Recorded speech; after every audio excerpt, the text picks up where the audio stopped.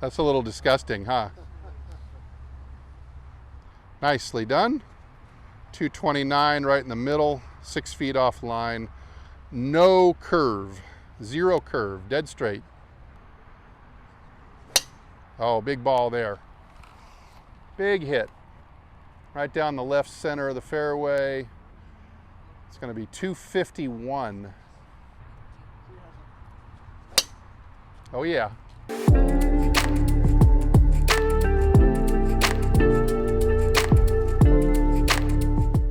So that is also wrecking the distance a little bit too, is all this cutting across. And I'm going to share the averages with you.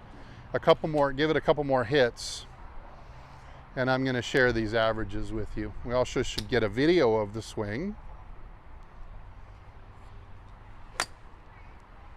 Okay, so you either tend to pull it, fade it back to the target, or over slice it. The path, you're going to see that the path is pretty much in a small range, and what causes it to go the different directions is going to be whatever the angle of the face is. On a 7-iron is about 75, almost 80% club face angle, and 20 to 25% is path. So path doesn't matter that much when it comes to what the direction the ball is going to end up in. It's the face. So if the face matches the path, you pull it. If the face is a little bit open to that path, you fade it back to the target. If the face is a lot open to the path, you end up slicing. So how come you can slice it with a closed club face? That's because the path is cutting even more so than the face. So you have a club path that is 4.5 degrees to the left on average, while the club face is 2 degrees to the left on average. That means, follow me, the club face is 2.5 degrees open relative to the path that the club is traveling on. Right. So that's going to give you some slice spin. You could say the same thing with like a tennis racket. It's such an easy analogy. Yeah. Here's our face of our tennis racket. 2 degrees closed. Yeah. But if I cut across it even stronger than 2 degrees, I'm still going to get a backspin. It might start lower, Yeah. but it might climb. If I hit it hard enough, you can get that ball to really climb and spin. Yeah. In this case, it's going to pull and slice because we're bent over towards the ground. Okay, now it's in the heel, low and in the heel.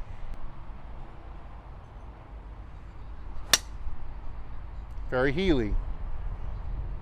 So keep in mind, and low on the face and in the heel would make it go low and left.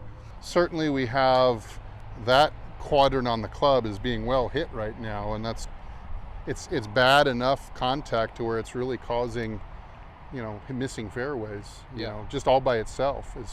You hit it down here and it's going low and left. Do you ever hit that shot on the course where it goes, just pull it low left? Yeah, I do.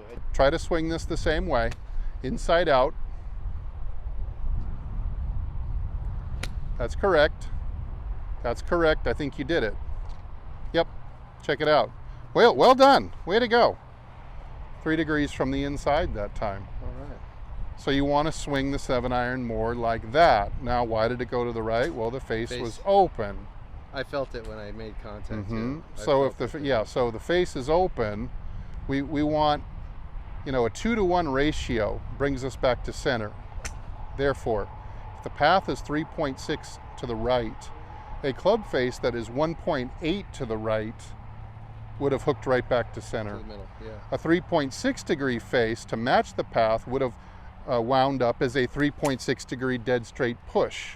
Does that make sense? Yes. If they match each other, you're just going to push it. Push it out, yeah. And so you have some push and some slice from path and face.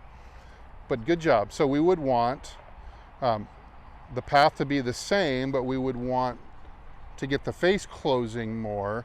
There's a lot of slice in your grip.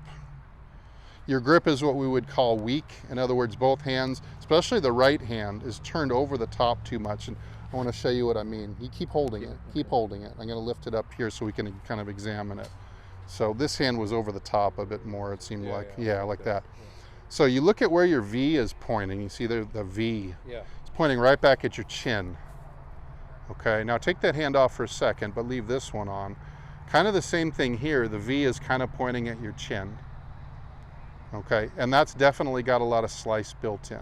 Okay. It's much harder to square up the face and make a ball draw. I mean, you can do it, I could figure it out, but it would take more work. Yeah. So let's make a little adjustment to the grip. We're gonna take this one, we're gonna put it a little more in the fingers, that might help too. And I'm gonna turn this more to 1 o'clock so that the V, you can see where the V is now? Yeah. It's more towards your shoulder, at least to your collar. Now put this hand on, and we're gonna get the V over there also. So this thumb's gonna be more like here, and the hand is gonna feel much more underneath than before. Now see, the V, it shouldn't be running exactly up the arm, but just inside the elbow. There. Yeah, now we have a lot more. I'm gonna get that thumb right there on top, again to keep the V tight. So we've basically turned both hands over to your right about an hour on the clock, and not just the thumbs, but the entire hand. Yeah, I think between that and, if I may, I'd like to make one more little adjustment for you here, and that's gonna be to square up the shoulders. Now I'm putting that basket there as an encouragement to keep you on the inside. I'm gonna lay this club down to give the visual a little bit more powerful effect. Okay, so like that. You've just got to keep drawing this club back. That's right. Feels like you're going an hour to the inside and coming back an hour from the inside. Okay, now you don't have to swing full out, but just show me a swing that doesn't hit that basket. Okay, we just had a draw from the inside, didn't we? Face angle is about half of the pass, so the ball came hooking right back to the center line. There you go. You just hit a draw 1 foot off the target line. The better your grip and setup get, the easier everything else starts to fall into place. It starts to fall into place. The grip feels probably the most it's awkward. Yeah, the 1 in 125 sign, that's our target. But I want you to look left and see where your shoulders are pointing. They're pointing at the red checkered flag or maybe the left palm tree. Yeah. Okay, so I'm gonna turn you. Now your lion eyes are telling you that you're straight at the 1 in 125, agree? Yeah. Now look down, now you think you're being trolled because you don't feel straight, you feel twisted off to the right. Yeah. Now you want to arm yourself with that feeling. If it feels like you're twisted a little off to the right, that means you're straight. Now look left, your eyes are lying to you, aren't they? There's no way you could be straight, right? Okay. Okay, palm down, palm up. Right field. Excellent. Excellent. There's a draw from the inside. How fun is that?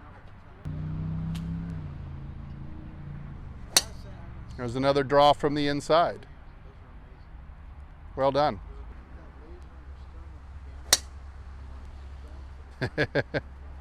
That's a little disgusting, huh? Nicely done. 229 right in the middle, 6 feet off line. No curve, 0 curve, dead straight. Oh, big ball there. Big hit. Right down the left center of the fairway. It's going to be 251. Oh yeah.